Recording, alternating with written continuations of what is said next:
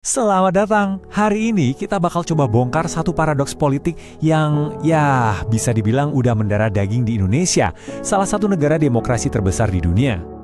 Oke, kita langsung aja ya ke pertanyaan utamanya.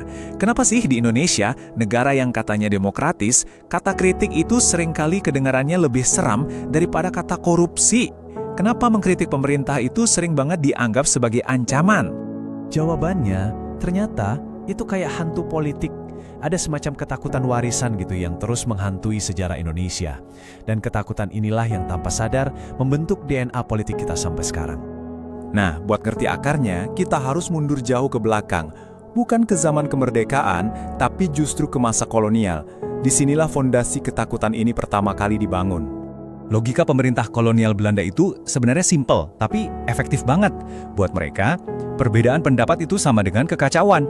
Jadi setiap kritik, setiap tantangan, itu bukan dianggap sebagai dinamika politik biasa, tapi sebagai ancaman langsung ke ketertiban umum yang mereka ciptakan. Lihat deh, perbandingannya. Ini yang menarik banget. Perlawanan-perlawanan heroik dalam sejarah kita kayak Perang Diponegoro atau Perang Aceh, itu di-framing ulang sama mereka. Perjuangan buat tanah air, buat kedaulatan, malah dilabeli sebagai pemberontakan fanatik atau ancaman kuno. Jadi dari awal udah distigma sebagai sesuatu yang irasional dan berbahaya. Seperti kata cendekiawan Benedict Anderson, Belanda itu nggak cuma menjajah pakai senjata, tapi juga pakai pikiran. Nah inilah yang akhirnya menciptakan semacam psikologi kepatuhan. Orang-orang diajarkan, atau lebih tepatnya dipaksa percaya, kalau mau aman, ya harus nurut total sama penguasa. Ironisnya, pola pikir ini nggak hilang begitu aja setelah merdeka. Justru, warisan ini diambil alih oleh para pendiri bangsa kita sendiri. Yuk kita lihat gimana ceritanya.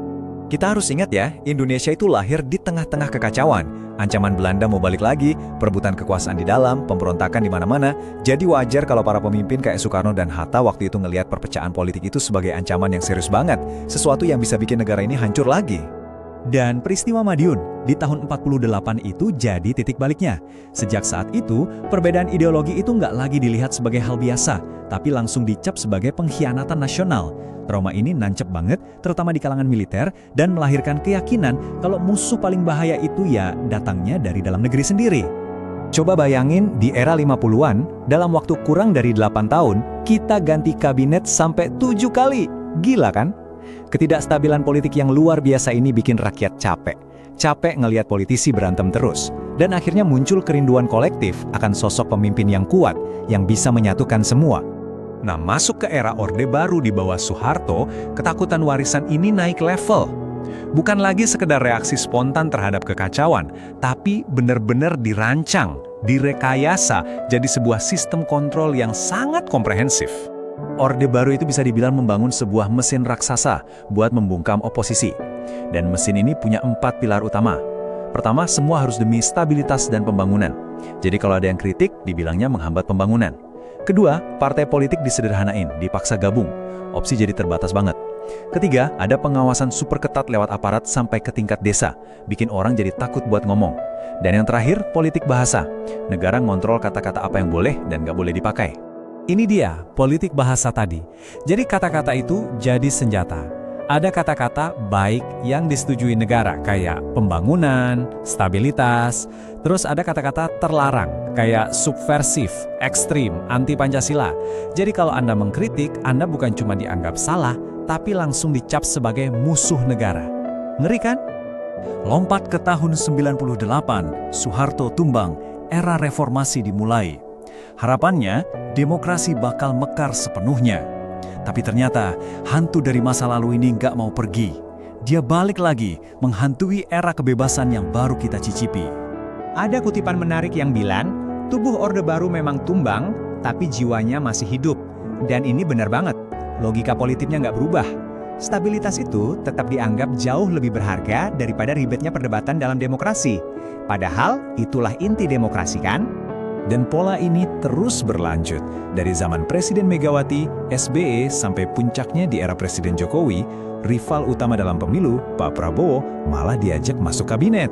Hasilnya, koalisi raksasa di parlemen. Oposisi formal jadi kecil banget, hampir nggak ada suaranya. Represinya pun berevolusi. Kalau dulu pakai kekuatan fisik, sekarang lebih canggih, lebih halus. Para pengkritik, jurnalis, aktivis, sekarang dibungkamnya lewat jalur hukum, pakai pasal-pasal karet kayak di UU ITE, atau lewat serangan digital dan pembunuhan karakter di media sosial. Pertanyaannya, kenapa sih pola ini berulang terus? Kenapa hantu ketakutan terhadap oposisi ini awet banget? Apa diagnosisnya? Oke, ada beberapa akar masalahnya. Pertama, dari sisi sosial. Secara budaya, kita tuh diajarkan buat cari harmoni, menghindari konflik. Persatuan itu diagung-agungkan. Seringkali, persatuan ini disalahartikan jadi keseragaman. Semua harus sama, nggak boleh beda. Kedua, tentu saja akar politiknya.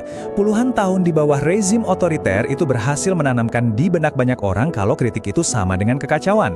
Kalau beda pendapat itu bahaya, seolah-olah cuma negaralah yang paling tahu apa yang benar. Ketiga, dari struktur politiknya sendiri. Institusi demokrasi kita mungkin belum cukup kuat. Buat partai politik, pragmatisnya lebih aman dan lebih untung kalau gabung sama pemerintah.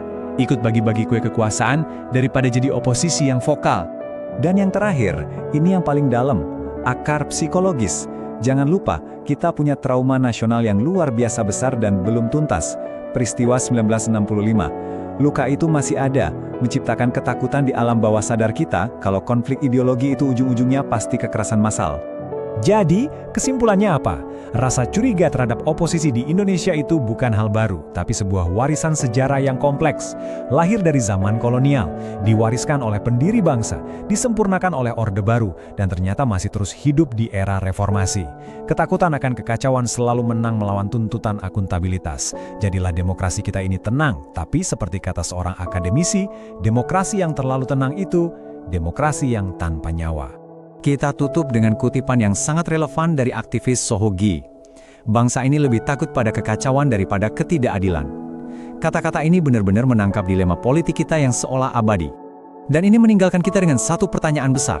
Sampai kapan kita mau terus membayar harga stabilitas yang mungkin sudah terlalu mahal?